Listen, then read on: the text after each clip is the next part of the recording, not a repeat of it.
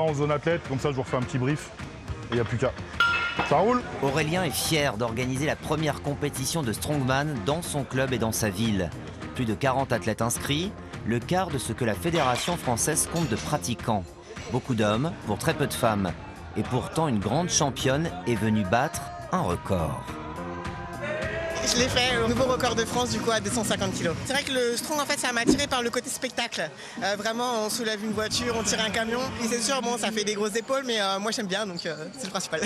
Des muscles, de la sueur, mais parfois aussi quelques frayeurs.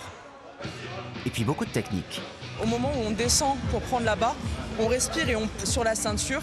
Et en fait ça aide au gainage pour pas se faire mal au dos, au lombaire et d'être le plus efficace possible sur le mouvement. La discipline très visuelle attire un public nombreux, des fidèles mais aussi de nouveaux admirateurs. Un beau sport, il y a énormément de... faut avoir du mental. Le poids à 80, il soulevait 140, c'est impressionnant. Impressionnant certes, mais trop confidentiel. Du coup, Aurélien, 5 fois homme le plus fort de France, détenteur du record tricolore à l'Atlas Stone avec une boule de 220 kg, est très présent sur les réseaux sociaux. Moi, je voyage beaucoup partout dans le monde sur cette discipline. On est quand même loin de ce qui se fait à l'étranger, donc on va essayer d'amener ça en France. Tous les pays anglo-saxons, Angleterre, États-Unis, Canada, c'est quelque chose de très populaire. Les pays de l'Est, énormément. Tout ce qui est pays scandinaves aussi, pareil, c'est très développé.